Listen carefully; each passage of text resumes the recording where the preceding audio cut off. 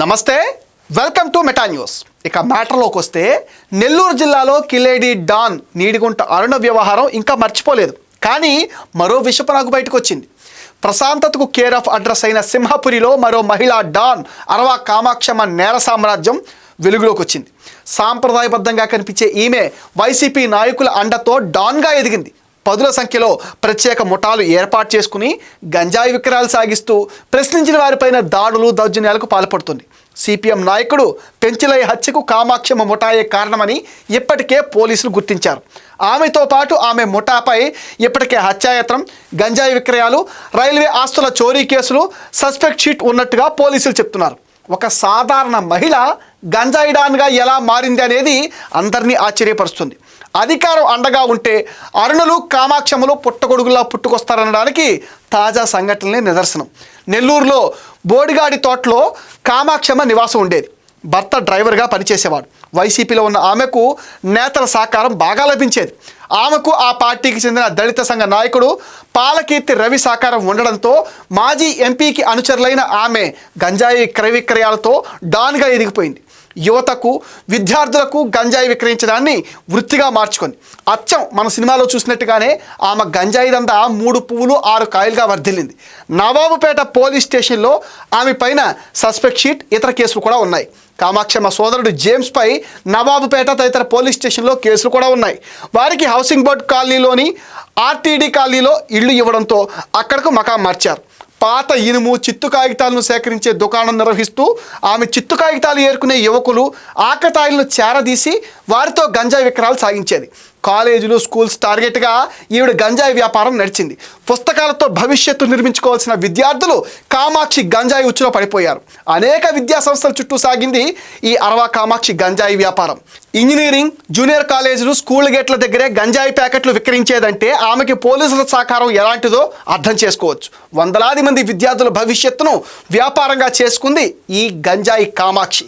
Police విచారణలో ఈవిడ చేసిన అరాచకాలు, కామాక్షి గ్యాంగ్ చేసిన కొత్త నేరాలు బయటపడటంతో స్థానికులు ఆందోళనకు గురవుతున్నారు. అరవా కామాక్షి అరాచకాలను స్వయంగా చూసిన సిపిఎం నాయకుడు పెంచలయ్య గంజాయి, మత్తు పదార్థాలకు వ్యతిరేకంగా అవగాహన కల్పించేవారు. కామాక్షి దందా గురించి పోలీసులకు ఫిర్యాదు చేశాడు పెంచలయ్య. కామాక్షమ్మ ముఠాను వారించడంతో పాటు స్థానిక దేవాలయంలో పెంచలయ్య పెత్తనం పెరగడాన్ని ఆమె తట్టుకోలేకపోయింది. అందుకే హత్య చేయించిందని పోలీసులు గుర్తించారు. కామాక్షమ్మ, ఆమె భర్త జోసఫ్తో పాటు సోదరులు జేమ్స్, కార్తిక్, చెల్లెల భర్త ఈ హత్య కేసులో ఉన్నారు. కామాక్షమ్మ లేడీ డాన్గా ఎదగడానికి పోలీసులే కారణమనే ఆరోపణలు కూడా ఉన్నాయి.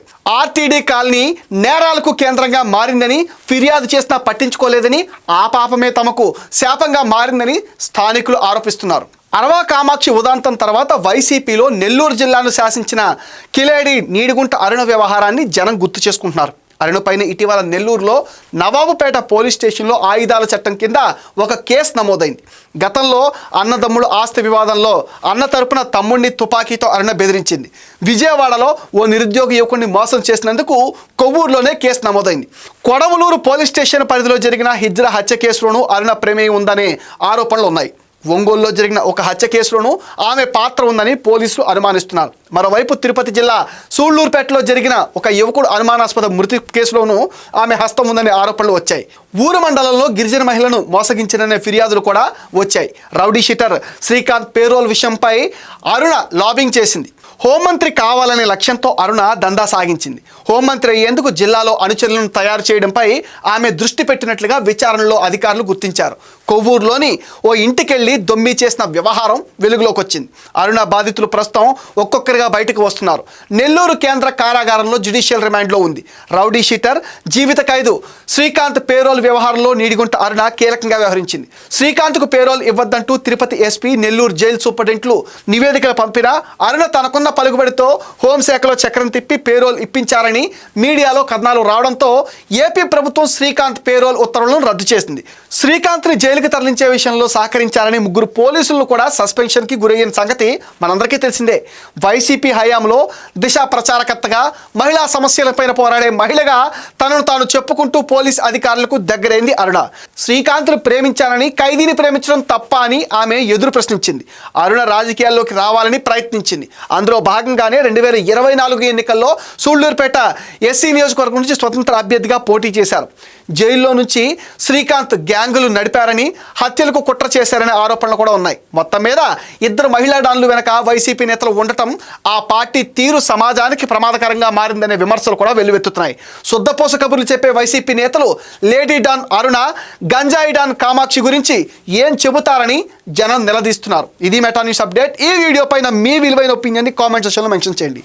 మీరు ఇచ్చే కామెంట్స్తో మరిన్ని ఇంట్రెస్టింగ్ వీడియోస్ మీకు అందిస్తాం. Please support meta news. Please subscribe meta news.